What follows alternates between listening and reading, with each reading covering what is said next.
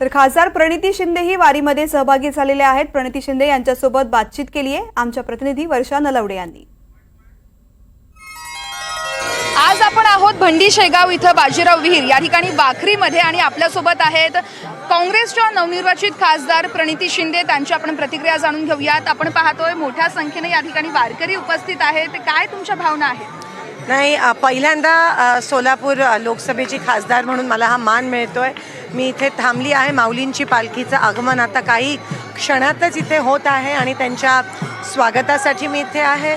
इथून मग बाजीराव विहीर ज्या ठिकाणी आपलं गोल रिंगण होताना आपल्याला दिसेल, हे शेवटचं रिंगण आहे। मग आज रात्री वाखरीमध्ये मुक्काम आणि तुम्हाला दिसतंय हा जो जनसमुदाय आहे, सातारा, सांगली असेल, अगदी विदर्भावरून सगळे लोक या ठिकाणी आलेत आणि विठ्ठलाच्या प्रेमापोटी हे आलेत। सगळेजण तल्लीन होऊन या ठिकाणी कोणी कीर्तन म्हणते, कोणी भजन, कोणी तुळशी डोक्यावरती घेऊन या ठिकाणी केवळ विठ्ठलासाठी।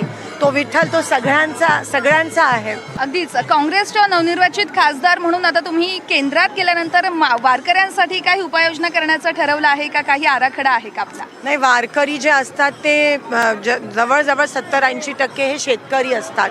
शेतकरी मायबाप असतो आणि शेतकऱ्यांनी हा इलेक्शनमध्ये आम्हाला खूप साथ दिली आहे। तर नक्कीच त्यांचे जे दुष्काळ भागातून येतात त्यांच्यासाठी पाणी प्रश्न असतील, पीक विमेचा प्रश्न असेल, PM किसानचा, घरकुलचा प्रश्न असेल, दुधाचे दर, कांद्याचा विषय, अनेक असे विषय आहेत। ते सगळे आम्ही लोकसभेत मार्गी लावणार आणि त्या शेतकऱ्यांनी ज्यांनी विश्वासाने आम्हाला मतदान केलं आहे ते मत वाया जाऊ देणार नाही आणि शेवटच्या श्वासापर्यंत आमचं आयुष्य त्या शेतकरी मायबाप आणि त्या गावकऱ्यांसाठी आणि समस्त वारकऱ्यांसाठी आम्ही समर्पित करत आहोत।